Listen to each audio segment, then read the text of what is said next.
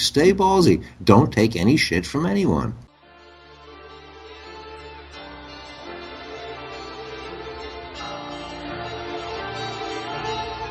We are Ramborgia.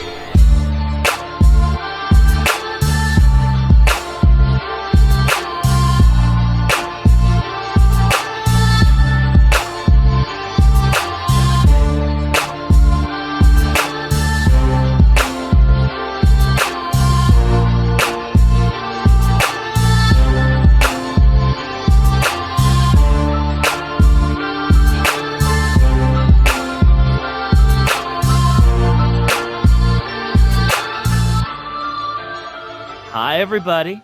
Welcome to the show. I'm OJ, and with me is the man who causes the yearly migration of the salmon, John Rambo. That is correct. I do it by urinating into the water, and it forces them to leave. Okay, that went to a strange place. How are you doing today? Oh, Jay, how you doing, man? Yeah! What's going on? I can eat food again! You're okay? You're cured now? Doctor's like, yeah, you can eat regular food. I'm like, can I eat cake? He's like, yeah, you could have cake today. I'm like, okay. So for people who don't know, last week we talked about how OJ went to the hospital with food poisoning. He was unallowed to eat anything. Like bread and chicken. Mostly bread. You could have bread, you could have water, you could have chicken. That was it. Yeah, like chicken was after 3 days of bread. Then we actually hung out over the weekend. I made you come pick me up because I'm carless. And you took me away. And you were freaking out because I was like, I was going crazy. I was eating all kinds of creations, sandwiches that were never even made before. I was frying things that should never be fried and eating them in front of you. You were very upset. Very sad. And now you were freaking out. You're like, but you were good about it though, at least. Yeah. You know? Yeah. Well, I didn't want to make it worse because if that went on any longer, I would have punched myself in the head until I couldn't tell anymore. But you had the strength not to break this decree from the doctors, and you stuck to your water and bread. Yeah. For the whole week. I'm impressed. I didn't think you had it in you. I didn't have anything in me. That was the problem. So what happened? The doctor says you're okay? Yeah, you have whatever you want. Did you immediately go to White Castle after that? What happened? Pretty much, yeah. What did you do? Seriously? I went to the doctor. I'm like, yeah, so can I eat normally again? He's like, yeah, eat whatever you want. You're all good. I'm like, I could even have like cake or something. He's like, yeah, you could have cake today. I don't care. So on the way home from work, I needed to go to the grocery store. I needed gas, and I was trying to figure out what to do for dinner. Well, there's a gas station right near a grocery store, like a cheap gas station, right near the cake store and right near Five Guys Burgers and Fries. So the first meal I have... Did you start with the cake and then the burger, or was it the burger and then the cake? It was the burger, then the fries, and then I waited. I ate the burger slowly. Like, I gave it time, like 20 minutes, eating the burger and the fries, and then I waited 2 hours. Like, I'm like, okay, I ingested cheese, which is dairy. I had beef, and I had some really fatty, greasy stuff, which was the fries. My stomach is okay. I That's can really have fatty, my cookie. greasy stuff that I wasn't sure what it was. Yeah. Yeah, but I did that yesterday. I'm completely fine. Like today, I had a chicken sandwich for dinner. So, just back to chicken for lunch. I just had some chicken stew with rice. So like I'm still eating better. I'm gonna try and keep with this a little bit longer of not gorging.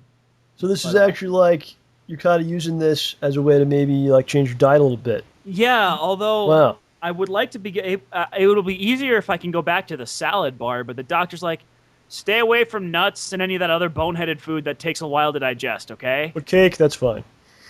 Yeah, it's like I can't have celery. He's like, don't have. Well, I celery. think you proved to yourself, you proved to all of us that you could go a week without eating this stuff. Things that are bad for you.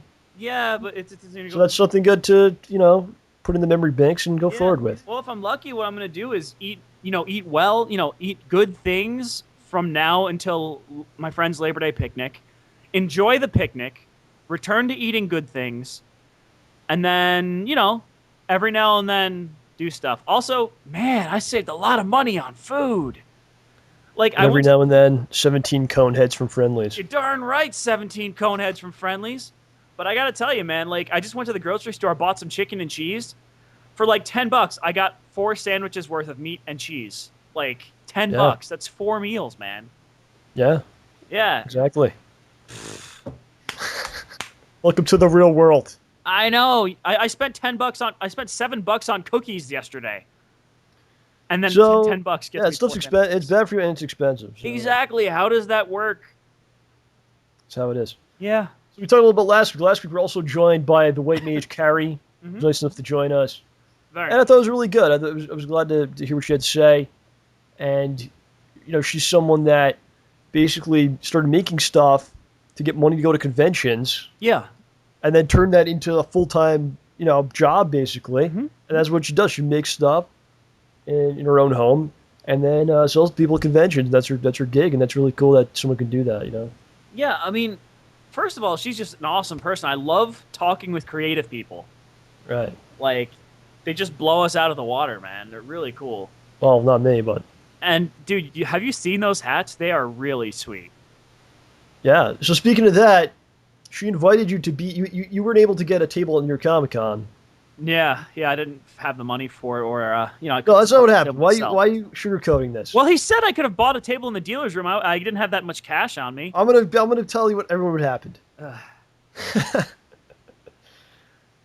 OJ applied to be at your Comic-Con to get a table in the artist area. Yeah, right? where I went last year with the artists, because I do art. Okay, because you make art. That's art that you make. So this gentleman responds to OJ, sends him an email, and he basically says that what you make is not art, and it sounds like you're selling things. He said he called it merchandise. Yeah, you're selling merchandise. You don't have art, and this area is for for artists to display their items and sell their items. Which doesn't make any sense because you make something, you display it, and you sell it, which is exactly what he said goes on there. Yeah, well, I think... But he says, no, you're selling merchandise. I think the New York Comic-Con Artists Alley is exclusively for comic and print artists. That's not what he said, though. That's not what he said, but I think that's what he was... But that's not what he getting said. If that was the case, he would say, this is for people that draw stuff. You don't draw stuff. He said, no, this is for artists, not people selling merchandise. It's for artists to sell merchandise, not for people to sell merchandise. I don't know. I don't even understand what he meant. So you were denied a table near your Comic-Con, and the white mage saves you. Yes, that's... Okay. Yes. And it's just kind of a cool thing because it's just somebody that we met, Yeah. Well, first of all, we didn't even meet her at Magfest. She was just in a video. She was, like, you were recording me going up to go see Ellen McLean and John Patrick Lowry. Which was also a weird situation because we got them to be on the show. Yeah, and then you, like, turned around and she was there at her booth. Right. Yeah. And, yeah. Well, then we start talking to her too many games, and now all of a sudden she's nice enough to allow you to be at her table because you weren't able to get a table. Yeah. She says, be at my table. Perry's really cool. What can I say? I mean, that's awesome. So you're going to be at New York Comic-Con for all the days? Because people have been asking. Yeah, I should be now. I'm trying to go for one day. I don't know. I haven't gotten a ticket yet. I'm not sure what day this will be, but I'm trying to get there for one day. That should be fun. We'll have more information as it comes in. More information on the news as it develops. That's right. So on today's show, we're going to go through a couple updates and announcements. Are these updates and announcements I'm privy to, or are they new? I don't know. We try to withhold as much information from you as possible. This seems to be a recurring theme. But that way, when you hear it, you're not bored because you're hearing it for the first time. What, I get bored all the time? Well, here's the thing. We talked about this before. Why should you find out before everyone else? That's not fair to all the viewers. You should find out at the same time. Okay, moving on then. That makes sense, doesn't it? So we're kind of doing some house cleaning today. We're kind of preparing. Oh, gosh. Getting some things done. We got a couple things coming out. We're getting ready for the 50th episode next week. We're going to talk about that. But also on today's show, we're going to talk about the Expendables 2. I actually went to see that yesterday. Please, no spoilers. We're going to do the comments. And our show correspondent, one of our show correspondents, we have a few, Charles Mooney, will join us to talk about his ongoing Twitter wars with various D-listers and celebs. And he's actually bringing a friend of his. He goes, I have a friend of mine that is a professional actor, and he was just in a couple different TV shows, such as Criminal Minds and the show The X's. and several other things. He was like, "Why don't you have him on and talk to him a little bit?" So I was like, "Yeah, absolutely, man. That sounds pretty cool. To get someone in that's again, followed their dream and then pulled it off. That's what we like the story we like to tell here. Oh gosh, I hope I don't ask him if he's met Nathan Fillion. You should do that. I'll forget. I'll totally forget. So I just want to bring up one thing as we get started. We have 3 StayBallsy t-shirts left. 3. So that's really cool, man. I want to thank everyone that got one. I really appreciate thank you guys. it. And the support. And they went to places like the Czech Republic and Sweden and all the corners of the U.S. and the UK, huge. I mean, like half of them went to the UK. I mean, those guys are great. Wow. Yeah, I'm trying to think of some of the other countries, but just many, many countries in Europe, and we really thank everybody. And there's 3 left. We have 2 large, 1 extra large. Yeah, now be careful. We got to manually update the quantities on the site, so just keep that in mind, okay? Yeah, don't worry about it. But yeah, you can check that out. It's geekfiregifts.com/shop. That's right. So let's talk about the StayBallsy Spectacular. This is something new, something different, something I actually know about. Interesting. Well, let me say this. September 3rd is actually the 2-year anniversary of JohnRamboPresents. Wow. Yeah, I didn't realize it till today. That was the first video that was ever uploaded to the channel. Was on September 3rd, 2010. So it's kind of interesting that on Saturday, September 1st, we're putting out this new series, and I feel like it's kind of like the culmination of all the stuff we've kind of learned over 2 years. That's how I feel about it. Because in this new, I don't want to talk too much about it or spoil it too much, because I want people to kind of just take it fresh and watch it. But if you think about it, it's kind of everything we've ever done kind of wrapped into one little package. Because it's got us talking. Yeah, go figure. It's got acting. It's got some sets and costumes. It's got My messy house. It's got music. It's got video editing and all that stuff. And so it's like all of it like wrapped into a nice little ball. And I think it's one of the personally, I think it's one of the best things we ever did, if not the best thing we've done. It's a little scary putting this stuff out. It kind of reminds me of Schnozman Hole Punch, the first one. Yeah, just like after you make it, you're like, I don't know if people are gonna like this or not. Yeah. So I guess we'll find out. I think it's pretty decent. As I'm editing it, I'm really, there's a couple things that didn't really work the way that I wanted them to. Well, it's learning, Well, it's learning, exactly. And we've learned quite a bit. 2 years of Genre Presents. I didn't know how to do any of this stuff. I didn't know how to operate a camera in any way. I certainly didn't know how to do any video editing of any kind. Anything we've done. I mean, even stuff I've done a little bit. Like I've done direct capture of games. I learned how to do that. How to do a podcast. Learned how to do that. And get guests and all kinds of things with that thing. It's been a good run, man. I'm wondering how many more skill points you have left to assign. There's always things to learn and ways to improve. So yeah, definitely gonna get there. And the video editing, I didn't ever think I'd be able to do this stuff. Yeah, well, you showed you, huh? I certainly did. That's right. I showed them. Show them all. Look at me now. I usually yell it, so I was like, I'll say it softly this time. Why not? So, my friends, I encourage you on Saturday, September 1st, the StayBallsy Spectacular. I don't want to tell you too much about it. I'm just going to tell you to watch it. Yeah. And I hope you enjoy it and let us know. It's definitely like a labor of love, and hope people dig on it. So. Yeah, I think you guys are going to get a kick out of it. It was So smooth that's like on Saturday. butter. We definitely worked hard on it. Yeah. You did Yeah. you did a lot of preparation for that. Well, man. I'm not even done yet, so tomorrow to be trying to finish it off. Nice. And actually, we'll be talking more about this, but it's like you and me did a lot, but a lot of other people have contributed quite a bit. Museus made all different music for it. Sturmgeist 13, the dude he made all these different backdrops and things, and we'll talk more about it. But a lot of other people are doing a tremendous amount of work of it as well. So. And don't forget our friend who drew us some backgrounds. Mr. Gadgeteer, that's correct. Yeah, that guy's my hero. Yeah, man. So that's Saturday, September 1st. Now, next week on the show, of course, will be the 50th episode of the show. Dun dun dun. We made it. They tried to stop us, OJ. Oh, they did. The federal government. The Catholic Church. Those that are fans of decency and goodness in the world.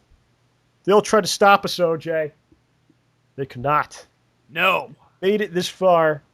They said we never make it. They said, oh, that'll last 4 or 5 episodes at the most. We're headed to 50. It's been a great run. And the way we're going to cap this off, grand style, okay? That's what we're going to do. Nah. Live stream of the show. What? I'm thinking Wednesday night. I don't know exactly. Do I have to wear pants? I don't think you'll actually be on video. It's just going to be audio. Oh, good. Okay. Well, I'd feel more comfortable if you did wear pants. You're no fun anymore. And what I want to do is give everyone the opportunity, if you've been on the show before, you were invited back, you can appear on this episode. If you've never been on the show, you can also appear on the show. So basically everyone is invited. Oh, dear Bob. This can only end in tears. So what we're going to do is probably, we'll give out a Skype name. We'll probably give out some sort of Skype name since you coughed and probably no one heard what I said. And people can... How would that work? Did I have to send me an IM first and I have to invite them into the chat? Yes, I think All right, so the way it would work, we'll probably give out a Skype name. And then you'll IM us and say, I want to come on, and then we'll just invite you in. Easy. As easy as that. As delicious pie. Right. So that's the plan. There'll probably be a video before this explaining exactly, where you can watch the stream and how you can connect to us. Well, that's the plan, man, and I think it's going to be pretty fun. I'm looking forward to it quite a bit. Oh, yeah. And definitely, all you guys out there, if you'd like to make us art or music for the 50th episode extravaganza, please do so. That'd definitely be featured and really be appreciated. So That would be pretty sweet. There we go. There we go. So last week we talked about... What was that? I tried to muffle a cough. Oh, okay. I'll hit mute next time. No, it's all right. It sounded like you were choking. I was ready to call 911. Yeah, I don't know. I was afraid. I'm I was so afraid. sad. So last week we talked about going across country because there's a car. So I'm without a car, and there's a relative of mine that has a car that they don't want. Kind of at the same time this happened. So I need to get this car from San Francisco to New York. And we kind of proposed the idea of maybe going across country and filming stuff and doing all that. And I also kind of asked if we did a Kickstarter, what you guys would think about that. And I have to say, a lot of people said that they would do it. They would contribute. That really means quite a bit. Yeah. That means a lot to us. And a few other people said they would, but they don't have the money, which I completely understand because I don't have any money to give to Kickstarters to anyone. So I understand that way of thinking. Well, I think my feeling on it is we're not going to do a Kickstarter. I just don't really like the I don't know, it just didn't sit well with me for some reason. But I appreciate everyone that responded to the question, and I kind of tested the audience a little bit. I like to test the audience. You like to test everybody, me included. I like to test everyone. I like to know where we're at. So the fact that people said yes, I will contribute my hard-earned money to this cause. I mean, that's incredible. So. But we're not going to do a Kickstarter. I don't really know what we're going to do. I don't really think I don't know if we can do this. I thought about it, and the problem is we would have to get it done in like 3 days, basically. Yeah, and I think it's 4 days worth of driving. We'd only have like 3 or 4 days to do it. So the bulk of the trip's going to be straight up driving. Yeah. And I feel like if we're going to do something like that, you want like a week. Take your time, have some fun, record some stuff while you're getting it done. Exactly. So I don't think it's going to work out. I'm not 100% like done with the idea for right now. But from the feedback that we got from people saying that, they really want to see the footage and they'd love to see us do it, it's something that we should definitely do at some point. Road trip. Whether it's now, whether it's maybe next summer or something, and I would like to take a week. Yeah, we just got to plan. Exactly. So that's where we're at with that whole thing. I know people are going to ask, so that's where we were. School's starting soon.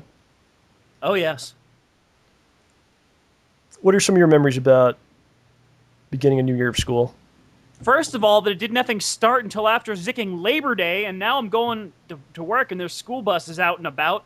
Like, what the frill? The kids are going to school in August now? That's what September's for. I think they do like test runs and stuff. I don't know, man. Some people have got kids going to school already, like before Labor Day. Why? Like, I don't know, man. Maybe for extra snow days or something? What school is this? Connecticut schools? I don't think they started yet. I think maybe they're doing like test runs. I think maybe they take the kids in there and show them stuff. I don't know, man. I saw kids walking to school the other day. Oh yeah. They got their Oh, backpacks. maybe they moms started. I don't know. walking- Well, that's not my question. My question is what, like, when school started for you and the summer was over, what was kind of going through your mind? You kind of upset? You were excited about the new year? What was going on? It was a mixture of excitement and I don't know if I'd say trepidation, but like, Yeah. oh boy, here we go, school time, hooray! I have to start waking up early again. Yeah, right. I mean, I was never really much for summer camps. I pretty much hated camps, so it wasn't there. It wasn't like so the transition from not school to school is a bit bigger for me. Yeah, I remember like high school and you gotta get up early, and then I remember sitting there and like the first day, maybe like third year of high school maybe, Yeah, and you're just like, it's gonna be a long couple of months. such a waste. The first And then day, I gotta do this again next year. Yeah.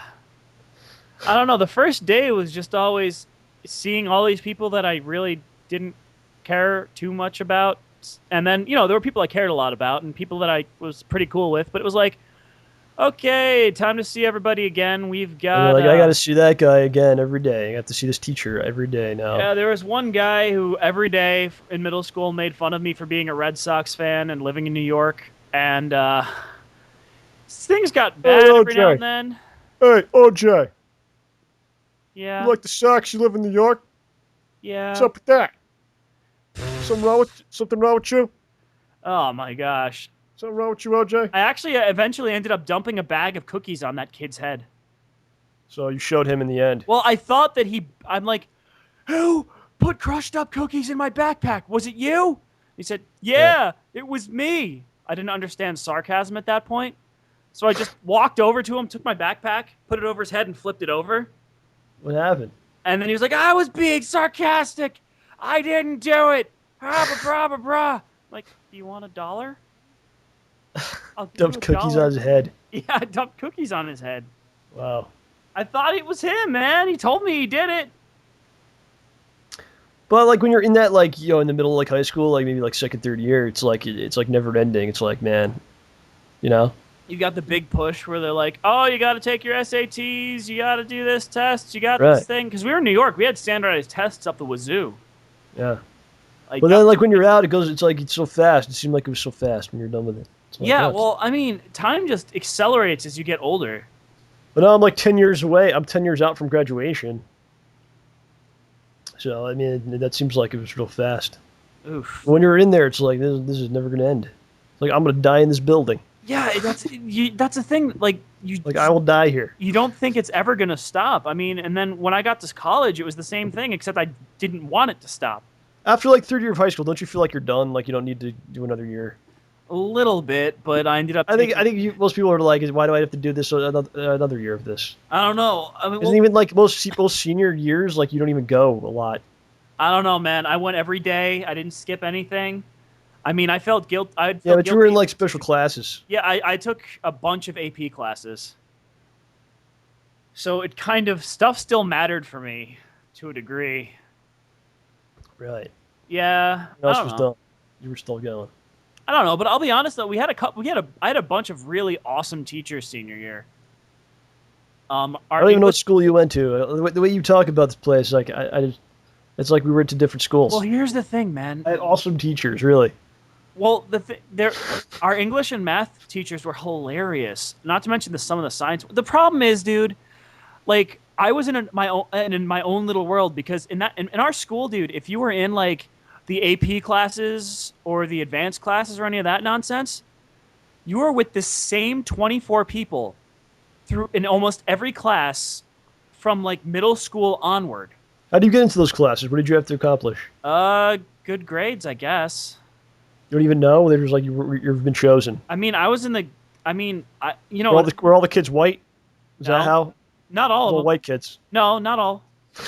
Our school was like 99%. How did this work? I white, want to know though. why I was not accepted into these programs because I feel like there's some Illuminati stuff going on right now. I don't know. I did well enough in elementary school. They so that one day out of every week I got to skip class and go to the GT teacher and like. You think if they had known then that future OJ would be running around with a plunger in the streets they would have kicked me out. and doing such a podcast that we do? They would have kicked me It's all out, about man. balls and shit. You Oh think they'd man, allow I'd be you to done. this program? I'll be done, man. I'd have been You done. think that maybe they'll find out and then they'll strip you of your medals like Lance Armstrong was? They'll say, oh, they were stripping you of your AP credits Oh, based on what you've done since then. oh man, I actually didn't do super great on my APs. No? No, my theory is that because that math I can understand because I was never that great at calculus. Calculus was always really hard for me. Yeah. But English and history, I think I got docked points because I think they just ignored my essays. Like, I honestly think they ignored them. Why? Because on the doing the multiple choice tests, I could usually get, even if I didn't do the essay at all, I would have gotten such and such a score. And on the actual test, I got a worse score than on the practice tests, what I would have gotten if I hadn't even done the essay. Like, it was really bad. I don't understand it. It doesn't matter. It didn't do anything, but I always feel bad about it. So, everyone's going to school. I wish everyone luck that's going to school. Give it a what for. Knock them dead. Yeah, do your best. If you enjoy school, then more power to you. If you don't, soon it will end. It will eventually end, and you can move on to the good stuff in life. If you don't enjoy school, the best advice I can give is just make the most of it. You know, get whatever you can out of it, even if you hate it, because that's a chance for you to like learn stuff, even if it's not stuff in school. When you're at home or whatever, if there's something you enjoy, when you're that age, you have time to do it. Exactly. So go for it, man. I mean, if you learn to play guitar at that age, heck, by the time you're in your 20s, you're going to be pretty good. Just pick something. Go for it. Yeah. I mean, it's a lot of it's an odd age because certain ages. It's odd because you have a very strict schedule, like you have to go to school every morning, blah, blah, blah. But at the same time, you're very free outside of that, where you don't have a lot of responsibility. Like you're home at... It's kind of like the best of... It's like two different worlds in a lot of senses. And you gotta... you just gotta make the most of it, man. Gotta make the best of both situations. Like, if I knew then what I knew now, dude, I would be doing crazy stuff when I got out of high school, man. I'd be doing crazy stuff. No, man, I would not be running around with this plunger tool. I would not be on this podcast. No, I'd probably be writing or something. Oh, really? Yeah, instead I was playing video games and whatnot. I was lazy. I got home from school. I do my homework as fast as I could. That's also that day. part of it because your school just drains you, and like you gotta get up early and everything, and then you get home. Yeah, one thing I always had a gripe with was that the elementary school kids went to school later than the high school kids. That was garbage. High school kids are supposed to sleep until like 8, not 6 effing in the a.m. Yeah, but I'd rather get out of school at like 2 o'clock than 5, man. Yeah, but think about it though. Your sleep schedule's all effed up. On weekdays, you got to get up at like 6 or 7, going to bed at 10 or 11. Weekends, you're staying up till 3, 4 in the morning. That's not healthy. Well, there's a lot of unhealthy things that go on there, but it's You for a think? story for another day. So there's my idea. This is what I was leading to with all this. There might be some people out there that go to school now, and they might, they get homework, and maybe they need some help with their homework, right? Yeah. What I'd like people to do, if they're having trouble with a certain homework, maybe it could be like a math problem, some sort of a history question, something like that. What you can do is you can submit this homework to us, and we will attempt to do this homework on the air. Let's see if we can do it.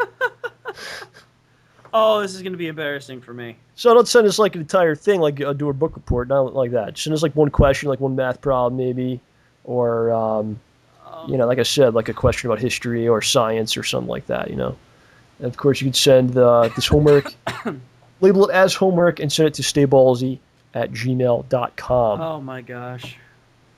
That's a good idea, right? It's a good idea, but this is going to be really embarrassing for me. Maybe you'll get it right. Why do you say that? Why are you so negative? Because I forgot so much stuff. Try to remember it. Yeah, I guess So, so. Jen, there's an election going on. What? Did you know there's an election happening? It's kind of hard to miss when watching YouTube ads for like Linda McMahon pop up. Yeah, it's really annoying, man, and I just hate this time of year, and every 4 years this happens, and it's just so overwhelming.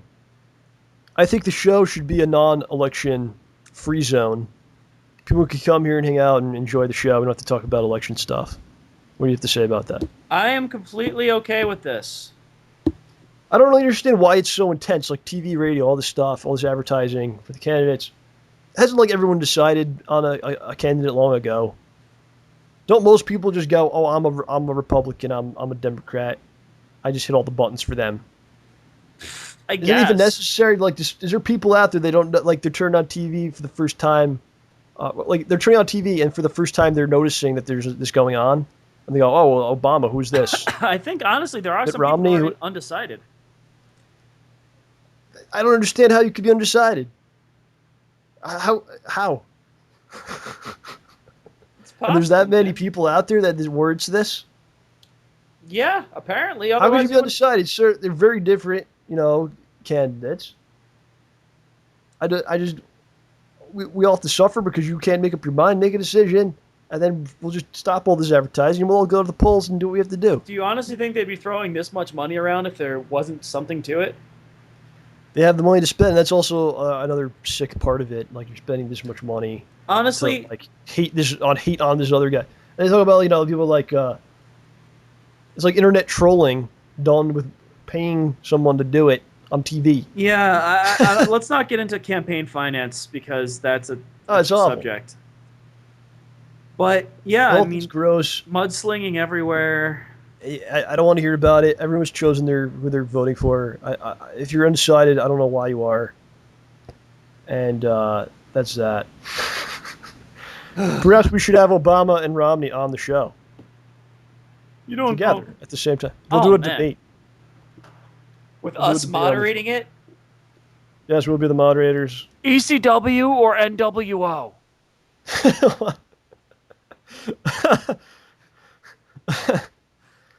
Well, us Mormons love the New World Order. I don't know, man. It's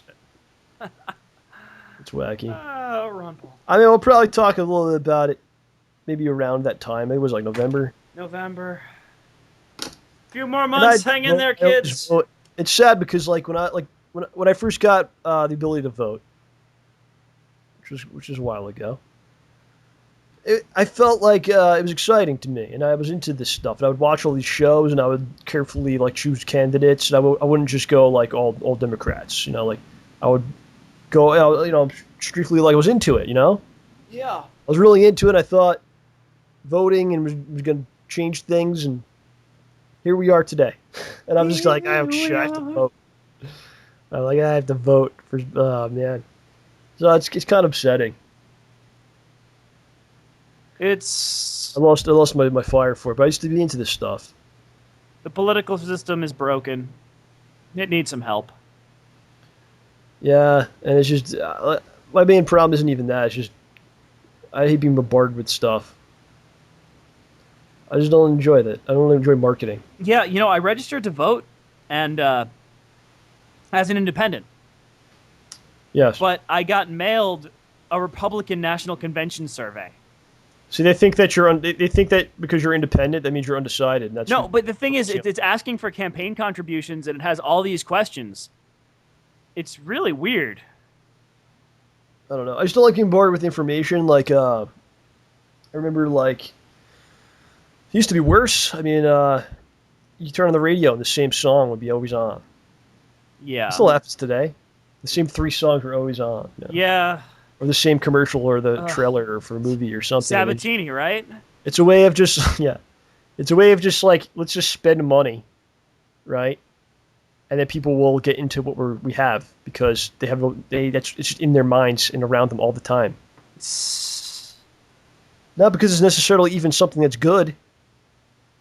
or warrants attention just because we have the money to market it and put it out there, and then half the people will just get into it because they're that dumb.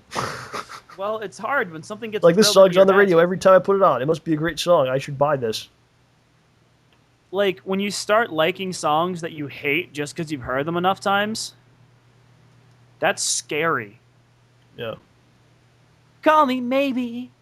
And that's like seriously like the late 90s, like MTV. MTV doesn't even play music anymore, so I can't really attack them. But the late 90s, they had control over what became a hit record. And we had who was the gentleman that we had on here? Charles Miller, Yeah. who was part of Marilyn Manson's record company and stuff. He was on the show, and he's the lead singer of Godhead. And we talked about that with him, how if Capitol Records decided in 1990 that this person is going to be a huge success, they would be, because they would just market it and pump it out and just surround you with it, and then half the people are just going to buy it because, like I said, oh, this is always on, it must be good. Psychology is scary. Yeah, really interesting. So, yeah, that was the Charles Miller interview. Definitely check that out. It's one of the show episodes. I don't know which one. Yeah, back in the day. That was really good. I thought that was awesome that he said that. He was a pretty cool guy. Yeah, he was a great guy. So why don't we now be joined by, I don't know what I'm saying. We'll now take a break and come back with our buddy, Mr. Charles Mooney. Charles in charge of our tweets and Saget. All right, joining us once again, you find him at Mooney_C. He's one of our show correspondents. Ladies and gentlemen, the great Charles Mooney is here. Hello. Yeah! Woo! Yeah! Charles, what's going on, man? Oh, not too much, man. Just trying to get back into the swing of things at work now. Just got back a couple weeks ago from a vacation in the Outer Banks.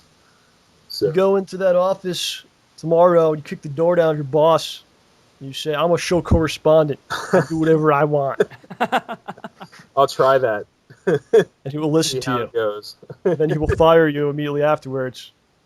And then you will be very angry with me, so don't do that. Okay. Right, Charles, we're now become famous over here for basically causing all sorts of chaos and havoc on Twitter. There's your domain. It And you is. contact all kinds of different people, mostly Bob Saget, but I've seen you kind of deviated from Saget. They're focusing on other individuals. No one is safe, basically. That's right. Everyone's fair game. Everyone's fair game. How do you go about choosing these folks? It's just random. I'll just, like I said before, I'll just be thinking about something, or I'll see something that just sparks an idea, and I'll just run with it. I saw the other day Paul Gasol Yeah. was getting it from you. What? Yeah, this band, MGMT or Management. Yeah. I saw their music video before, and I always thought the one guy looks like Pau Gasol, and Yeah, I just thought it'd be funny to tweet him and harass him a little bit about it. and you certainly did. Which is the delight of all of us. So I saw you a couple days ago, it was like a week ago, you had this whole thing, you were going at Nickelback pretty hard. Yeah. And I don't know, I was like, I don't know if you want to mess with Nickelback, those guys are pretty hardcore, but you were doing it. You were like, oh, I have no fear of them, and you were going at Avril Lavigne, who's also pretty hardcore. I'd be afraid of her as well. Wait, you've been messing with Avril Lavigne too? Well, what happened was, I guess if you've been following the news at all, Avril Lavigne got engaged to the singer from Nickelback. Oh God. So basically, well, I actually retweeted some. There was someone else that tweeted something along the same lines, but I kind of tweaked it a little bit. But Okay. he was basically saying he hopes that Avril Lavigne pulls a Yoko Ono on Nickelback. Wow. That is harsh, man. So basically, what you want them to break up, I guess. Yeah, pretty much. Yeah. Wow.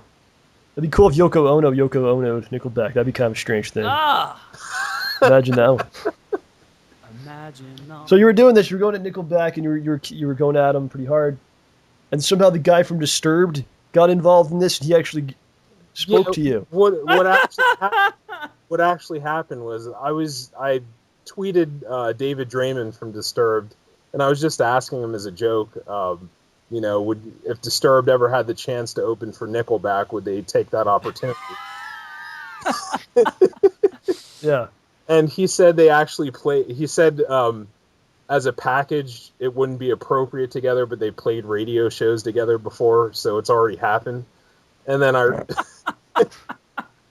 when I initially asked him, I said, "Those guys rock," meaning Nickelback. And then in my reply tweet to him, I said, "I'm sorry to hear that you had to suffer playing shows with them. I accidentally misspelled suck as rock." Oh. Aw. Ouch, dude. And then he kind of came to their defense and said that, you know, even though they're not in his taste, they're a talented band, and he thinks they can write good hooks. And I said back to him, said, if a good hook constitutes good music, I no longer wish to live on this planet. What did he say? He hang on, let me. Oh gosh. You got a whole conversation here. He kept going. He sent you a sad face emoticon, and that was the end of the conversation. Yeah, I think he just said he respectfully disagrees, and you know they're super talented. And then Nickelback, Super talented, something like that. And then Nickelback actually replied to the whole thing and said, "Thank you from one of the best frontmen in rock and roll. I'm honored." Blah blah blah. So they actually read this stuff. Yeah. So I guess your work is done at the end of the day, because it's like, you know, they acknowledged it. Yeah, and then I basically said, you know, how can you say they have, you know, the sound of bands grows over, it evolves and it grows. Like, you don't make songs that sound the same over and over and over again. Right. Their sound kind of evolves over the years. But I said that all their It's songs, called being creative. right, exactly, and all their songs sound the same. And I said to Draymond, I said, even your own band, your sound has evolved over the years. And I got no replies back from either one of them after that. So. Well, I think Nickelback takes a lot of flack, man. Oh yeah, they definitely do. Yeah, they get paid for their troubles, though. Don't worry. Yeah. But, that's pretty crazy. They would read all this, and this dude feels like he has to defend Nickelback, who's like a multi-million-dollar band, and you know, I must defend them. They write good hooks. Yeah, I mean, jeez, man, come on now. And you're obviously just messing around. It's not like you hate them or something, you know. Right.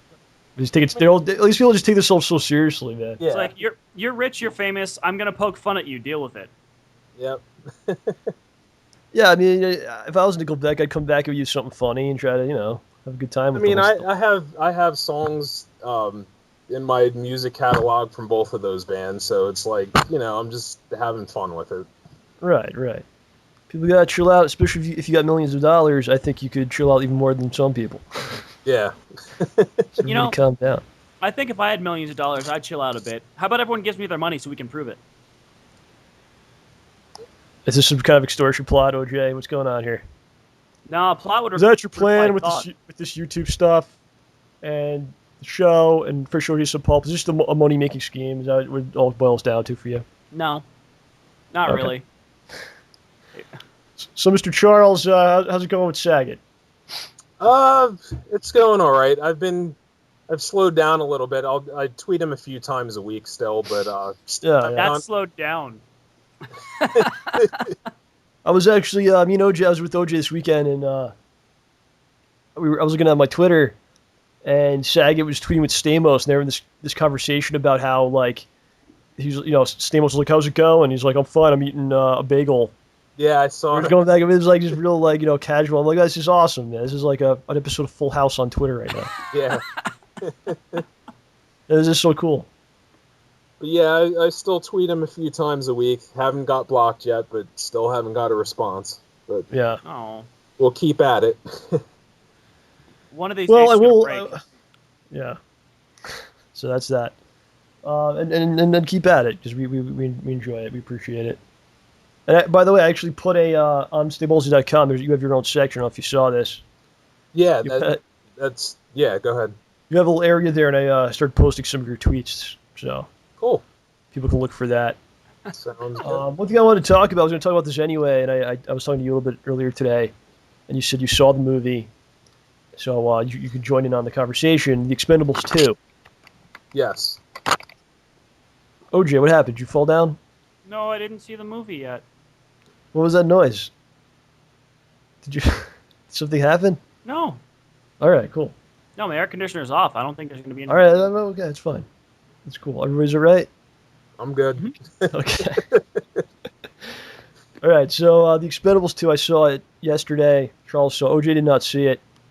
So I don't want to spoil and destroy it for him. Okay. But I definitely want to talk a little bit about it.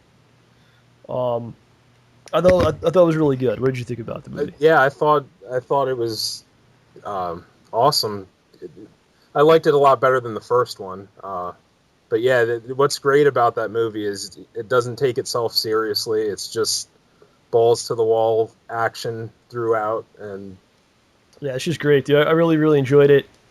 And like, I would pay. It was like $10 for me to go. I would pay $10 just for like the end part. yeah, That's how much I liked it, because if you're a fan of this stuff, growing up as I am of all these guys, this is like a dream. This is like a dream movie. yeah, And there's scenes with like, Schwarzenegger and Chuck Norris in the same frame. Like standing next to each other. yeah. It was unreal. It's unreal, man. I And then you have Stallone. gotta ask you this because I don't Yeah. know if anyone else thought of this while they were watching it, but the one scene where Schwarzenegger and Stallone and Bruce Willis. Bruce Willis are standing there together. Did you think of Planet Hollywood at all? Yeah, it was like the same picture Yeah. when they were like opening the restaurant. Like, didn't you guys have a failing restaurant at one point? But anyway, even that's just awesome. And they were all like, they were together shooting people together. Yeah. And Van Damme versus Stallone. Yeah, that fight scene, it was crazy. It was total fan service, man. Even like little things they did, like Stallone started doing like Rocky punches, like the body blows Yep. to Van Damme, and then Van Damme's doing all his trademark stuff. Roundhouse kicks. The roundhouse. And he looks really good, by the way. Oh yeah, they both. I mean, for that age, they both do. I know Stallone takes the human growth hormone or whatever. I don't know about Van. Well, he got busted for that. They're both jacked though. Yeah, and Van Damme, I mean, it's great to see him in the big screen, man. It's been so long since I saw him on the theater like that. And he looked good. He had some muscles going, and Yep. Still spry, Yeah, he was doing all his trademark maneuvers. like the flash kick. Yes. The guy on flash kick. No, he didn't do that. That would have been hilarious. Yeah. Well, like even some of the dialogue I thought was pretty cool. Like Schwarzenegger says "Yippee-ki-yay." That's pretty cool, man. Oh, they traded lines. They traded lines, yeah. Yep. And then it was all kinds of cool stuff. And And Chuck Norris had his. They had a Chuck Norris joke built into the movie. I wonder if the dude who came up with that actually got credit for it. Well, actually, I was reading somewhere that's actually like his favorite personal Chuck Norris joke in real life. So that's why they used it in the movie. Don't tell me yet. I'll watch it this weekend. So if you think about this movie, and like everyone that's in it, all the history of all these guys, it's just incredible, man. Like and Joe Lee was in there a little bit, and he had like an awesome scene. You could tell he kind of maybe choreographed that thing. Yeah. Because that was much more like more of his movie style, what is his action scene. Well, he got pretty beaten in the first one. Well, think about that. Van Damme and Jet Li are in the same movie, Yeah. and Schwarzenegger, and Chuck Norris. It's just really cool. So I think for people like us, or you're a big fan of these things, just seeing these guys together is worth it. Yeah. I can see like if you don't know anything about these guys, and you don't care about them at all, and you go see the movie, maybe it's not as good. Yeah. Probably not as good. I think that's the thing. Like, as a kid, I grew up on all those action movies, and I mean, like you said, it's fan service. So if that's what it brings you back to your childhood, just watching all these guys on screen together. Yeah, it's just incredible that they were able to pull it off. I mean, the only thing that was missing was Seagal. Yeah, there's a few guys. I was thinking about it more. I guess Jackie Chan. Yeah. Seagal. Kurt Russell, I think, is another one. Oh man, I forgot about him. and there's some other guys, Clint Eastwood, but that's probably like below him now, Yeah. honestly, because he's making movies that are like nominated for shit. Charles Bronson, maybe, but he's like 100 years old. Yeah. That's pretty much it, man. You got a lot of guys there. So Can you imagine just being in the same room with the cast? I mean, the fact that nothing exploded accidentally just. It's amazing that boggles none my of them mind. started like punching each other in real life. Yeah. I mean, about, like all these guys, are millionaires or were millionaires before they blew their money at one point. Yeah. And they're all kind of, I'm sure they're all a little eccentric and stuff, and Several have have egos taken and steroids. a little egotistical and stuff, and they were able to get along and get it done. Oh man. But they did it.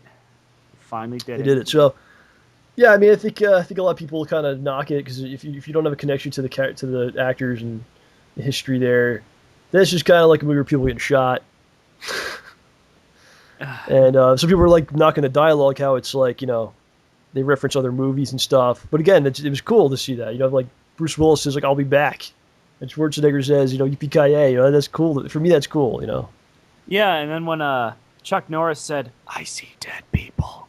That would be funny. They start referencing things that they weren't even in. They're making like lines about the Pirates of the Caribbean and shit. 7 days. Oh, you know what? I just thought of another tweet that I sent after seeing that movie. Did you see the Dolph Lundgren Punisher movie back in the I think it was late 1989. Yeah, and he didn't get to wear the skull shirt because I guess Marvel wasn't really involved with that whole movie. Okay. They weren't supposed to make it. Yeah, basically. And so I tweeted, I think I tweeted Lundgren and Stallone and said in Expendables 3 they should let Lundgren wear the skull on his since he never got to wear it in The Punisher. Oh, that'd be awesome. Are they making a 3? I don't know. I know Stallone wants to. I don't know if this one I know this one didn't make as much money as the first one so far. Yeah. That's depressing. Yeah, I mean, this segment of the audience is going to be like, all right, I already saw that, I already saw that movie. But one of my favorite parts of this movie is when with Schwarzenegger and Dolph Lundgren had a little dialogue together. And Schwarzenegger calls him Frankenstein. What? Yeah. He calls Dolph Lundgren Frankenstein. I thought it was really funny. That must have ended well. I just thought that was hilarious for some reason. Like, that's great. Now I'm thinking of Alice Cooper. So, Charles, you told me a while ago you have a friend of yours that is an actor, Yes. and he was in a recent episode of the show The X's, which is on TV Land, which is a big show. And you said, well, you should have him on, and you guys should talk to him a little bit. So we're gonna have him on now. Sounds good. Okay, we're now joined by a gentleman who's a professional actor, who's recently on TV Land's The X's. Ladies and gentlemen, Alton Clemente is here on the show with us. Thank you for coming, sir. Yeah. Thank you. What's up, everybody? Not too much. How's it going today? I'm all right. It's pretty hot out here. It's like 106. Holy Where you pants. Yeah, out here in sunny Los Angeles. Ah, Oh, dude. it's the right place to be for your line of work. Yes. Yeah, here in New York, but I did both, and I kind of dig it out here. Really? Yeah, I mean, I love New York, great city, 24/7, but the weather out here is on. Usually, it's not this hot. Usually, it's honestly 75 and sunny every day of the year. That sounds pretty good. It's not too bad. When it's like -10 here in February, I'll remember Snow. that you're enjoying yourself, and I'll get angry. Yeah, I do get back in the winter to visit my family, and it brings me back to my roots, so it's all good. There you go. There. So your buddy Charles is a big part of what we do here in the show and stuff, and he said, you should have my friend on, talk about acting, recently in an episode of The X's and all kinds of stuff. So, we're glad you came and joined us. Thank you. So, acting. Yes. How did this begin for you? How did this begin for me? Tell us. It's funny. I guess I really didn't do that much acting until probably my senior year of high school, maybe junior year of high school. I was really active as an athlete, playing football and track and stuff like that. And I don't know. I guess, I was always watching TV and movies. And I guess one day I was like, I'd like to try doing that. Even though I had no idea what I was doing because I was in Reading, Pennsylvania. And, where do you go from there? But yeah, I just did it for fun, kind of my junior, senior year. And then I ended up going to Albright College, which is also in Reading, Pennsylvania. And it just happened that the woman who directed some of the plays and musicals turned out to be the head of the theater department at Albright College. Huh. So my first year at Albright College, I kind of was a slacker and I kind of was all over the place. And then I ended up kind of getting involved with the theater program. And, we just went from there. And she kind of could tell that I was getting serious about it. So she said, you should really kind of focus on this. And I did. And then, flash forward to now, I'm still doing it, luckily. So Very cool. And you made it all the way to LA, no less. I made it all the way to LA. It was fantastic. And I've been lucky, the first part of, I'd say, my professional career, I was doing a lot of off Broadway theater. When I was in New York, I was doing independent films that no one will probably ever see or maybe even ever got made. Off Broadway? Where exactly is that? Is that like in Pennsylvania? No. It really, when they say off Broadway, it just means the size of the house, meaning how many seats are in the audience. Okay. So there's small theaters all over Manhattan that are considered off Broadway. So yeah, I was doing that, and then I was going out for commercials and things like that. But I knew in my heart I always wanted to do TV and film. I just kind of wanted to get the New York experience under me and the training. Mm-hmm. And then I kind of just rolled the dice and said, time to go to LA, and that was about a little over 5 years ago. Wow. So let's talk about you brought up training. So what exactly goes into doing this and learning how to do this? Well, it sounds, when you say acting, it sounds completely easy because you see people do it on TV and film and you're like, oh, anyone could do that. But really to get to that level of like being believable and comfortable and being in character and truthful, it actually takes a lot of work. You work on your voice, you work on movement, you work on improvisation, you work on comedy, you work on drama, scene study, and at the same time, depending on what kind of actor you are, you spend a lot of time staying in shape or not staying in shape because you can't be in the middle. You can't be pudgy. You either got to be in shape or kind of bigger. Gigantic. Yeah, and it's a lot of different disciplines, and you kind of you're either in a program that does it all, or you kind of pick it up as you go. And I kind of did both. Okay. Let's talk about improv a little bit. How do you approach stuff like that? Is there like a formula to it, or how do you do this stuff? Yeah, basically follow up everything with yes and then you add information, and it's Comedy Star. No, there are there's quite a few different schools, I'd say, that are pretty well known. I went through Upright Citizens Brigade, if you guys are familiar with the Yeah. It's Amy Poehler and her group, Matt Besser. They have a school in New York and LA, and I was lucky enough to go through their training program. There's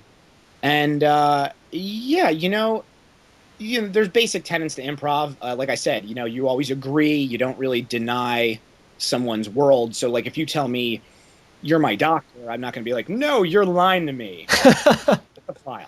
And then you're like, no, dude, this is completely off the tracks. Right. And it's a lot of trust, obviously, with whoever your partner or group is. But I did a lot of that mainly out here in Los Angeles. I performed a lot of improv. Do you still do that every now and then? I do. I kind of transitioned from improv. I started dabbling in stand-up. But oh, nice. I do both of them. I don't get on stage doing improv as much as I used to. I was doing a lot of it. But I noticed a lot of times now when I do TV or film roles, surprisingly, they kind of trust you a little bit when you're an improviser, to the point that surprised me on one of my shoots. Usually it's very strict. You have to stay to the script, especially when it's like a network TV show, because you don't get anybody angry. Yeah. But I remember specifically doing 1 or 2 takes, and then they were kind of like, "Okay, you guys got it. Now just make it up. Go for it." Just do something, whatever. We got a good enough take. Just go mess around, like figure it out. Kind of like, they're like, they knew that we had like the idea of the scene, and I guess they were like, "You guys are enough in character at this point where we want you to even go another level and be more to who you are as a person," Huh. which is an awesome thing to say. When you're with working directors and series regulars of a TV show, Right. pressure's on to kind of be there and make it interesting. Right. But yeah, I don't. That was kind of a long-winded approach to your answer, but I don't know if That's perfectly fine. It's an acceptable answer. It will be edited out. Don't worry. Like- So you said you do some stand-up now. yeah, That's like a whole other realm, basically, right? totally different realm. And I'm not like kind of the setup knockdown guy, and there are those comics out there. I kind of lean more towards true stories that have happened to you, that you can kind of like mine the comedy out of. Okay. So it leans more towards, I guess, storytelling, but I kind of dig that kind of stand up, because I think people can relate to that a little bit more than just kind of sometimes observations and jokes and things like that. Right. Do you have any difficulties going in front of like an audience like that? People that may be hostile towards you or abusive in some ways. Is that okay with you? You're cool with that? Usually you don't run into that too much. I mean, you always do a little bit, but even before when I was doing stand-up, I actually hosted a show for a couple years that was kind of toured around to colleges across the country. And I learned early on that whoever has the microphone wins. And Yeah. Who's ever got the loudest voice? yeah, you guys know that too. Oh, yeah. So you can kind of turn it on that person. If they're going to be hostile, you can kind of turn it on them and get the crowd behind you pretty quickly. And that's always fun. Yeah, validation's always a good time. So, what's the community like? Like other stand-up comics and other actors? It sounds like it's pretty competitive out there, but is everybody pretty chill? It's definitely competitive. I mean, for instance, for like a smaller kind of like 5-line role, for example, it's called a co-star. And there's different levels of, there's co-stars, there's guest stars, there's series regulars. Most people are familiar with series regulars. But a co-star would be something like, the IT kid that has like 5 lines, like, "Oh, the dead bot, this is why the person died." And you're like, "Oh, okay, great. Thanks for the information, computer guy." Usually just for that little role, there's about 3,000 submissions that go to the casting director. They'll call in maybe 30 people, and then from there they'll pick one. Wow. So When that they get something like, say they get 3,000 photographs of people and resumes. Do you think they actually go through them all? Or do you think they just kind of pull them randomly? well, now a lot of stuff's online. Like it used to be back in the day, they'd actually submit, physical photos and resumes, which sounds like a disaster. Right. So now, really, I think what it comes down to, they're going to look at your photo, and you want a really good photo that can pop because it's all online now. Right. Underneath that, credits definitely help. Like I noticed once I booked my first like TV gig, it was a little bit easier to book my second. And then now I'm at about 5 network shows. So the parts are starting to get a little bit bigger and the auditions are a little more frequent. Huh. Excellent. Yeah. It builds on itself. And after appearing on this podcast, you will get a lot more work. Well, that's what Mooney. That's Well, probably not. promised you. Is that not true? You'll get some horrible calls, mostly for toilet paper commercials. Hey, if Things it like pays, that. it pays. There you Hemorrhoid go, cream. So the show The X's you were on, for instance. Yeah. How difficult is it to get a part on a show like that? Well, that was a really weird thing. I got a call at 3:00 that day of my audition from my manager, and she said I was going straight to producers for a role that they just added at 6:00. So she emailed me the script, kind of got to look over it. I went over to the studio at 6:00, and they were doing auditions. And, I came in, did my audition. They said, "Okay, cool, that was great. Can you hang outside for a second?" And usually this doesn't happen. So I said, "Yeah, okay, cool." And then I was hanging outside, and then another guy would go into audition, and I'd see him leaving. And then another guy would leave. and then like one more guy got to stay, but like it was just down to me and him, and then they brought us back in one by one and said, okay, can you do it again? And they had a few more people in the room, and I did it, and I felt good about it, and honestly, less than 30 minutes later, I got a call that I was on set the next morning. No. For the next 8 days. Yeah, no, it was awesome. But also out of the blue. Right. What's like the production like on something like that? Is it just like a huge studio? Is it like a lot of people there? Yeah, Ton of cameras and lights and. Yeah, in that instance, it was. That was that's a multi-camera sitcom, so that's gonna be 4 cameras. So that's kind of almost like a play in a sense because you can be a little bigger, if that makes sense, than some other things. But that was at a studio. There was actually a live studio audience. Oh, wow. Yeah, it was really cool. But I've done other shoots, for instance, Criminal Minds and Castle, where those were on location shoots. So the crew is always big, though. Whenever you're dealing with a network show, there's a lot of people there. A lot of people with a lot of things to do. So is there you feel like a lot of pressure? You're in there and all these people and probably guys with suits and sunglasses on, I assume. They have their arms crossed and staring at you. Yeah, just, ready to shoot. Yeah, exactly. It's funny that you say that. I think at least for me, a lot of times I feel the pressure and the nervous energy on the audition. And then once the audition happens and you kind of let it go. And when you book the job, I got to be honest with you, that kind of leaves because you've been hired. You know what I mean? The network, these people that they just refer to as them have hired me. And you kind of feel confident, I guess, about it. And, that's not to say that right before I go on, I'm like, all right, don't screw this up. But, I think, there's something to be said about knowing in your head that you beat out a lot of people for that role. Right. Yeah. So after the audition, the pressure's kind of off because you're like, now they're stuck with me. And kind of. And also, it's easier said than done, but you lose a lot more auditions than you get. Even, I think I heard some stat that even a very successful actor books 1 out of 30 auditions. Oh my gosh. Wow. And that's a successful actor. Right. So you kind of, rejection's kind of your best friend. And you will honestly drive yourself insane if you sit there thinking about what you could have done in your audition. So you got to get to the point where once you leave that room, whether it was good or bad, you honestly need to do everything you can to kind of forget about it. It is what it is. It is what it is. And I think that's a pretty healthy approach because, and I've been there myself and I've had friends, that just, they audition for something. They're like, yo, I got this. I killed it. And then like a day or two goes by and they're like, no, dude, I think there's still a chance I might get this role. And then a week goes by and they're drinking their face. What happened? No one likes me. You're like, no, dude, it's all good. I'm done. It's over. I know I shouldn't have sneered. Yeah, right. But yeah, so it's an interesting world, but to be honest with you, there's really nothing else I think I could possibly be built for other than this kind of world. Like when I'm not acting, I run a bar.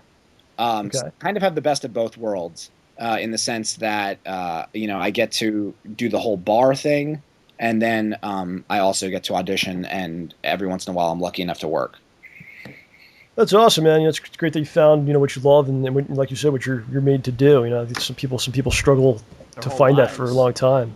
Yeah. Yeah, no doubt. I mean, it's just I think even coming out of school, I kind of knew I wasn't built for the 9-to-5 thing. I don't think I'd be fun to be around. Most people aren't, so maybe that's the problem. I know. Everyone out there, quit your jobs immediately and do whatever you want to do. That's exactly. The economy will become worse. Right there. I'm gonna sit at home and eat pie. That will work. So the bills don't get paid. But if you can figure out how to get paid eating pie, that's the key. Pay pie. New website. Yep. That's out there yet. I think you should. He's making $1 million now because you gave him this idea. Paypie.com. Listen, you guys run with it. Well, not after all that pie, I won't be able to run. No, you won't. But So You'll- we have a friend that's a professional actor, and I was talking to him, recently, and he said when he got out of his school, or like he said, like 90% of the people he went to acting school with got 9-to-5 jobs. Yeah. Like only a couple years later. Yeah. So, I mean, I give you a lot of credit. It's a really competitive and difficult industry, and we wish you really well, man. Hope you do all kinds of great things. It'd be great. Thanks, man. Yeah, like I said, I definitely feel the ball's rolling in the right direction, and that's the best thing you can do is stay optimistic about it and create your own work when you're not getting the phone call. The best thing to do is get on stage or do something for Funny or Die or something along those lines. There's so many avenues now for actors, I think, to do a lot more than they could have maybe even say 10 years ago. You just make a video. Just pick up a camera, you're done. You got it. I've seen it happen. I was just on a show. I did a bit on. Are you guys familiar with Stevie TV on VH1? No. Okay. Well, it's a sketch comedy show, and the main woman, her name's Stevie Ryan. She got huge off YouTube. She just would get a camera and do these impersonations on YouTube, and got a ton of followers. And now she has her own show on VH1. It's basically like a SNL type sketch comedy show. Right. But yeah, and she got big right off of YouTube. So there you go. There you go. Yeah. Mr. Mooney, you have anything to ask your friend here or say? Did you fall asleep there? What happened? Are you okay? No, I'm still here. All right. He's involved in a Twitter war right now with I LeBron. think, yeah, what's going on there? I'm tweeting Saget right now. So. Yeah. Yeah, he's like, guys, you're breaking it. You're messing this up. No. Charles, anything for us here? Well, I've never heard any of your comedy bits before, Alti, and I know growing up with you, I know a lot of the funny stories that have happened like in our childhood and stuff. So if you could share just some funny bit. Oh, that'd be great if you don't mind.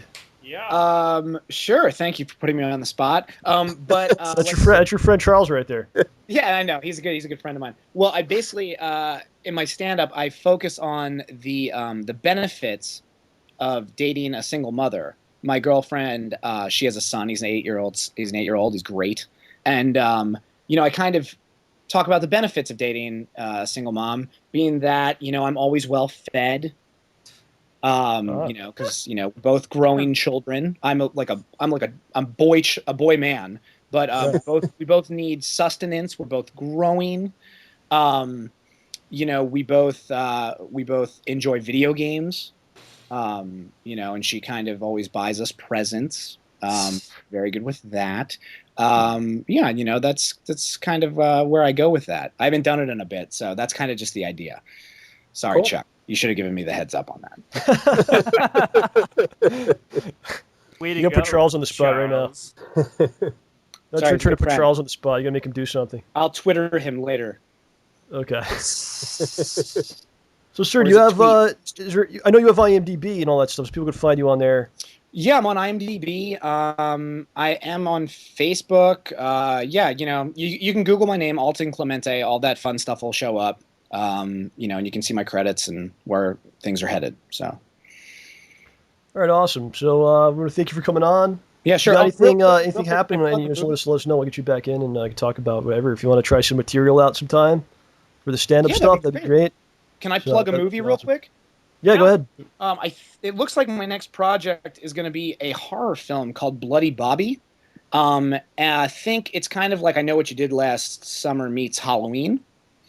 And it will be shooting this fall, and I'm going to be playing one of the main roles. Nice. It looks like it's going to be, it will be distributed. So I'm not sure on what level. But they are shooting for a worldwide distribution. So I will let you guys know as that gets closer and filming starts and things like that. Wow, and it's a horror movie. Yeah, I'm kind of stoked. And I have a fun role. I kind of play, if you guys can imagine, a Stifler meets Cliff from Cheers. Oh, well, okay. Yeah, just chew on that for a second. I got to see this movie. That should be like the tagline of the movie in the trailer. Yeah, I never thought I'd say that in my life. Yeah, right. Oh, dear Bob. Yeah. That is tremendous. Cool. Well, sir, thank you very much for coming on, man. It was really a pleasure. Yeah, thank you. And we wish you great success. I'm sure you'll find it. All right, you guys too. Hopefully in 10 years, you guys will be, interviewing me as you guys take over Leno. We'll be The Tonight Show, and you will be the new You're Clooney.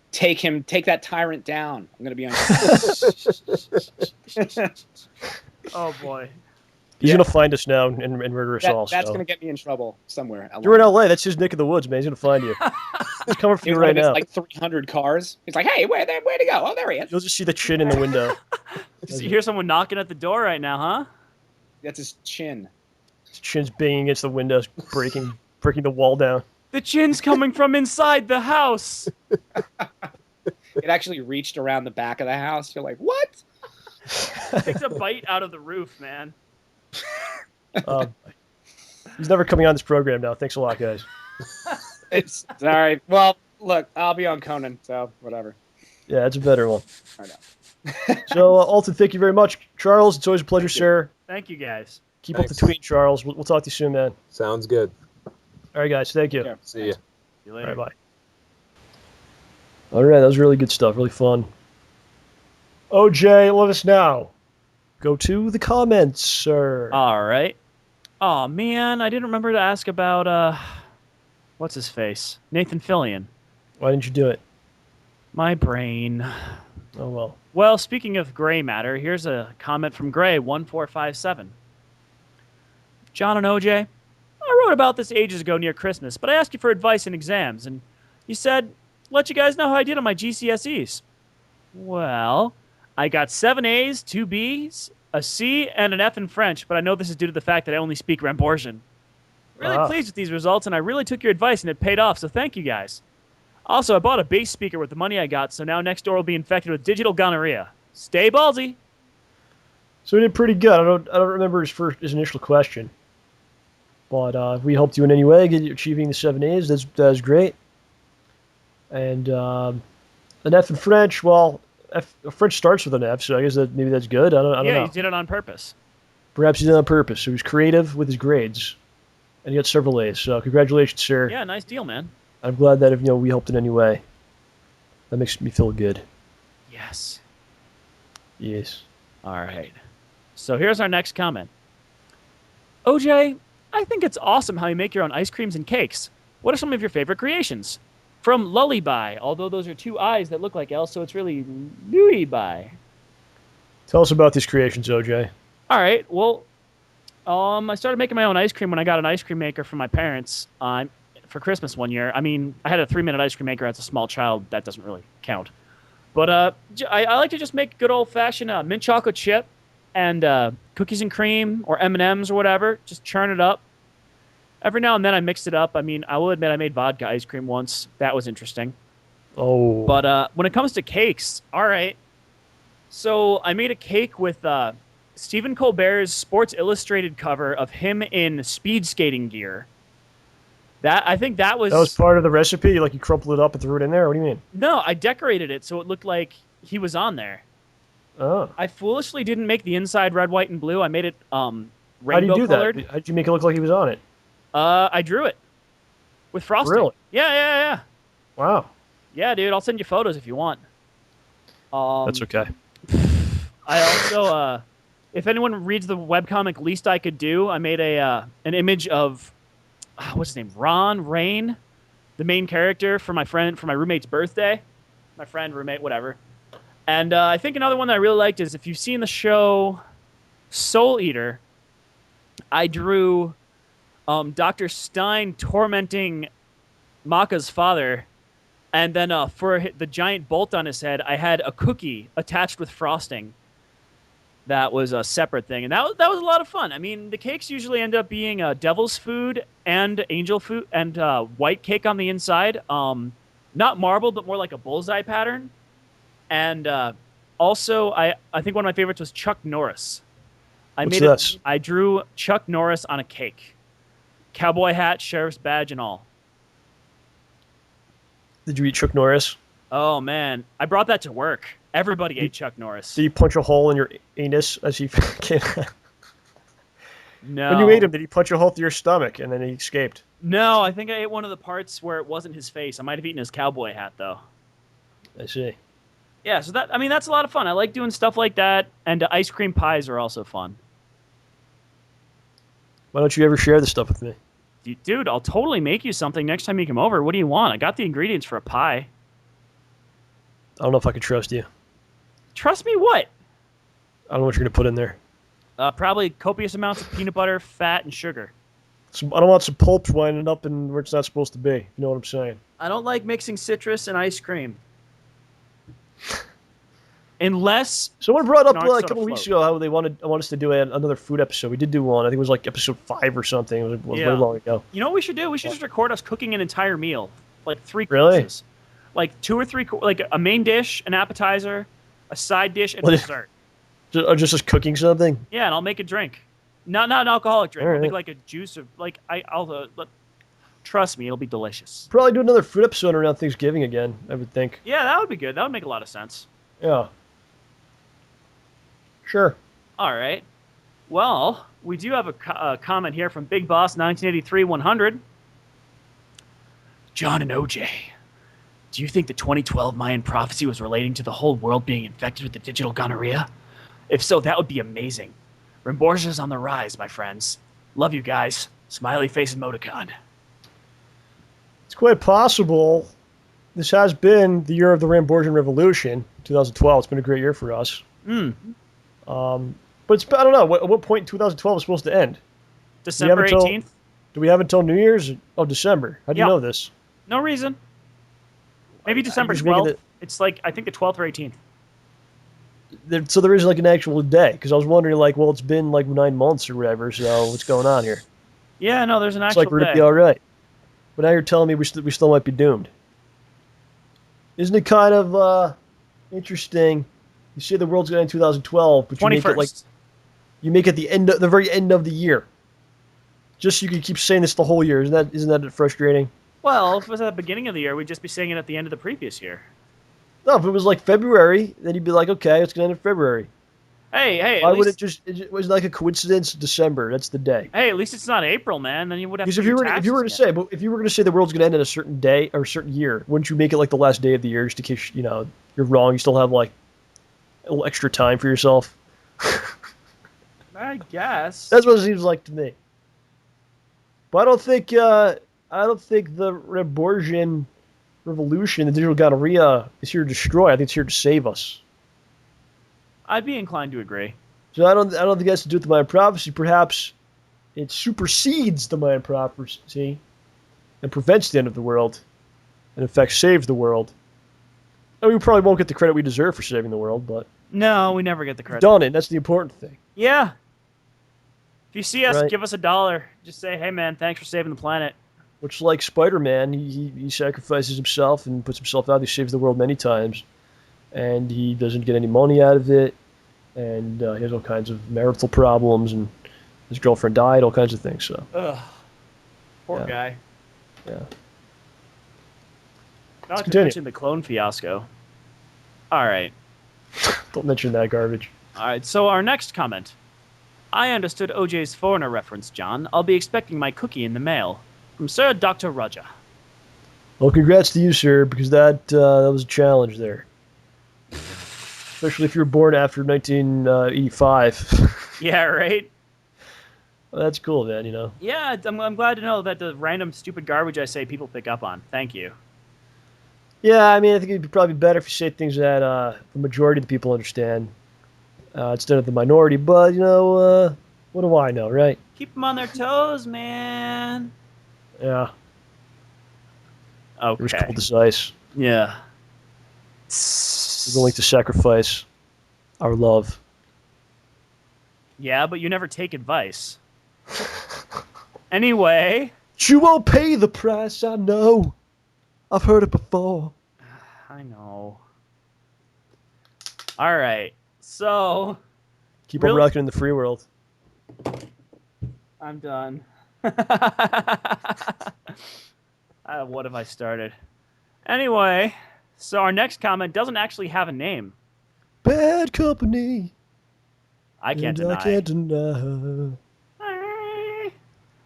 Bad Company and Foreigner are pretty similar bands. Yeah, I don't know. They sound different enough to me.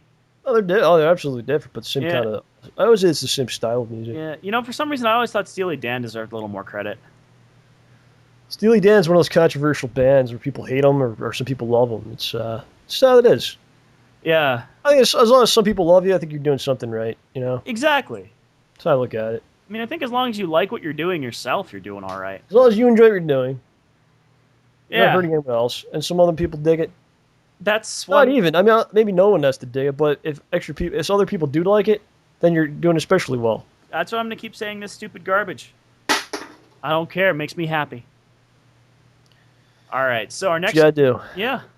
So our next comment does not have a name. You have mentioned before that you like certain British shows, such as The Office and Doctor Who. But I was wondering, have you watched and liked any other British shows, such as Blackadder, Only Fools and Horses? Thank you very much for answering, and stay ballsy. I haven't seen any of those shows. I think it's like a little bit delayed for us. So newer, Yeah. maybe.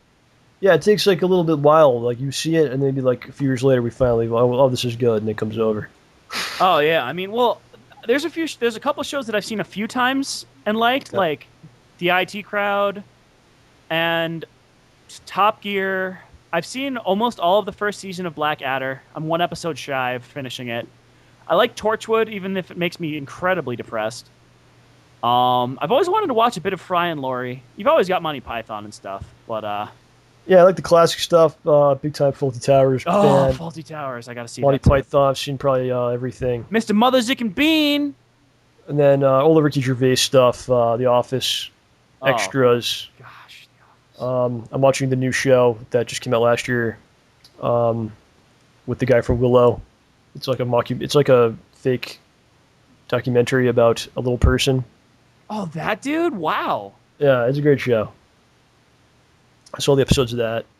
Yeah, there's just not as much. Yeah, I just feel like stuff kind of comes over late. So, what was that show? The Mighty Boosh. Yeah. Watched a little bit of that. It was kind of nuts. Have you heard of a bit of Fry and Laurie? No, what was that? No, it's about Stephen Fry and Hugh Laurie. They do skits Oh, okay. from no, way no, back in the day, man. I don't know Before the that. house days. My grandmother actually watches a lot of BBC stuff. Isn't there like a BBC America channel? Yep. And then there's like a lot of that stuff's on like the public broadcasting station. Oh, I didn't know that. So she'll watch a lot of that, like drama stuff.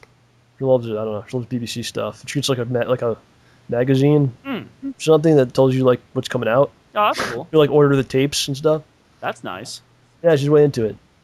But I have to say, just talking about the UK in general, since we started doing this YouTube stuff, I always like really loved and appreciated the UK, but my love and appreciation for the UK has grown tenfold since we started doing this stuff. First of all the people that I've talked to from the UK, awesome people. Seriously. Everyone we've had on the show and all the people I talked to, like in emails and Skype and stuff, it's great people. And I'd say like our shirts that we sold, like half of them went to the UK. Definitely. So the UK is just awesome for us, and we love it. I want to go there now and just walk around and talk to people. I've always wanted to go. I wanted to go this year, actually, this summer with a friend of mine, but because of the Olympics, we decided it would be a bad idea. But I love the UK. Thank you, everyone. Just tremendous support comes from there, man. It's incredible. So Yeah, you guys kind of rock. you guys are killing it right now. All right. So moving along, This next one could be a reading Rambo. It's that long. Well, there's one before that. Oh, okay. I'm sorry, I screwed up. Yeah, do I say the name for this one? Yeah. Mischief2341 writes, Dear John and John Harrington, in the spring of this year, I was accepted into a very prestigious university. I will finally be attending next Monday, and I'm quite nervous that the other students at this university will not accept me due to my less than wealthy background. How should one handle a situation where they want a greater education, but they do not want to be an outcast? How should one handle street around a great education, but do not want to be an outcast? Can't worry about these people. You know? Yeah, don't... People are going to come down here because you're less than wealthy and they're really wealthy. Screw them. You know, don't... Like, this is what I talk about. I talked about this before, you know? Like, you're going to go there, and there's people that try to destroy you. Don't let them. Because what they want you to do is become a mess. and like screw up your work, and just shut down. And that's not what you can do. You can't do that. You have to do what you're going there for a purpose. That's what your main focus is, and don't worry about this garbage. Yeah, and people might not even be jerks or anything like that. I mean, Yeah, you don't know if that's going to happen or not. yeah, I mean, I went to a pretty decent school, and the rich kids I met were all super nice. What, college? Yeah.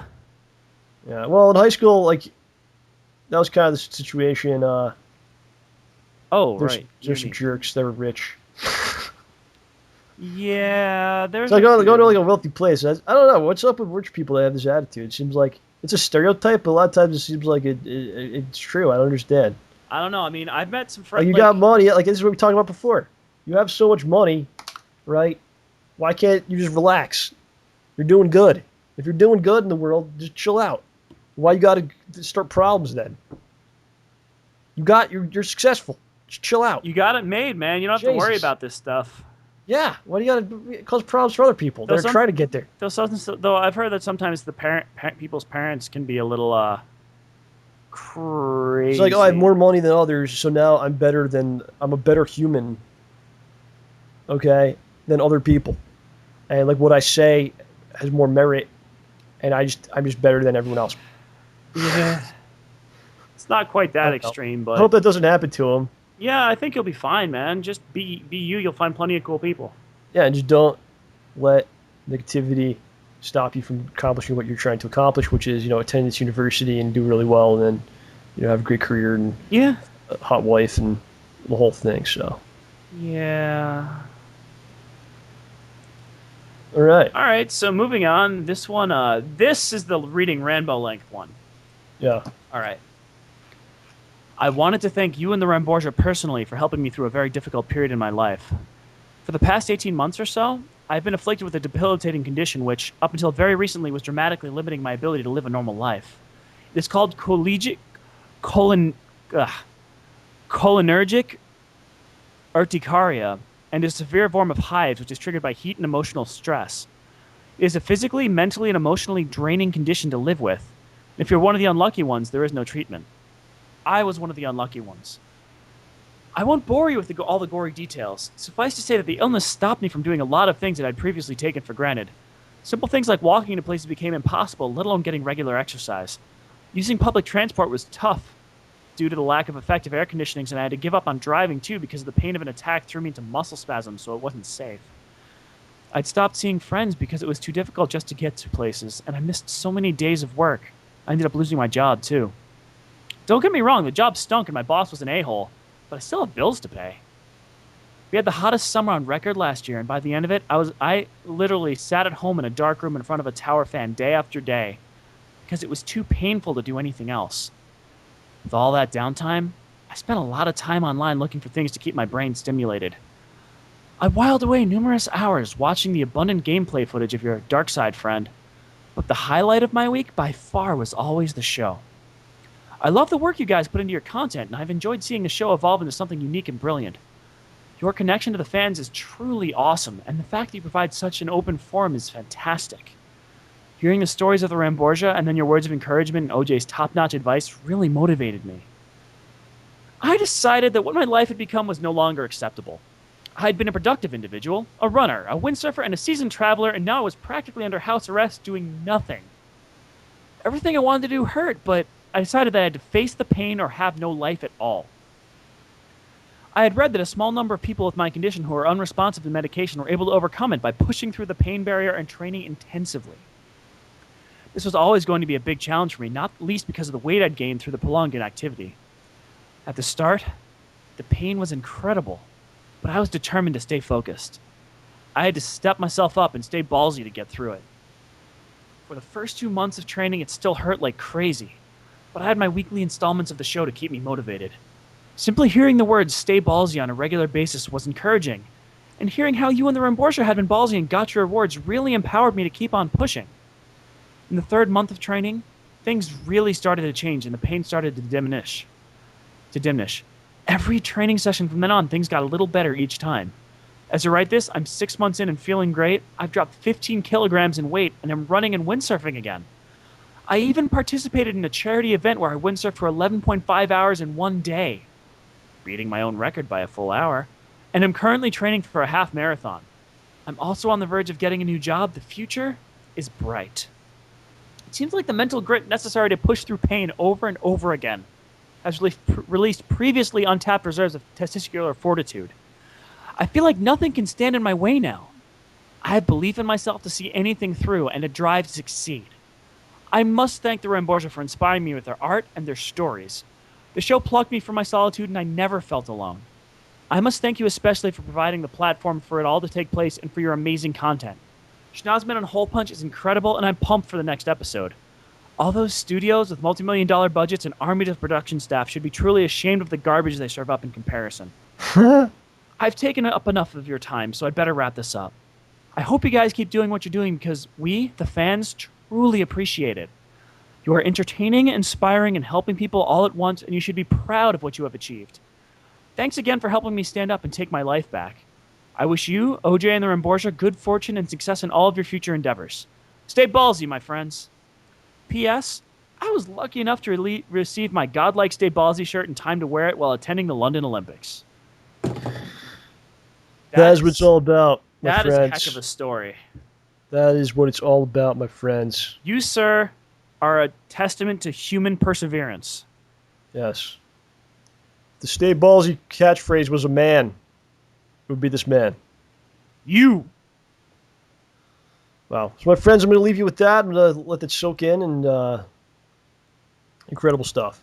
So we'll return to next week, the show, 50th episode, and of course, Saturday, September 1st, the StayBallsy Spectacular crash lands at Earth.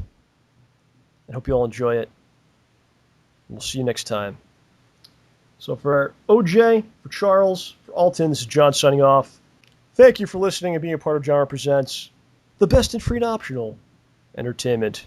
Good night, everyone. Good night.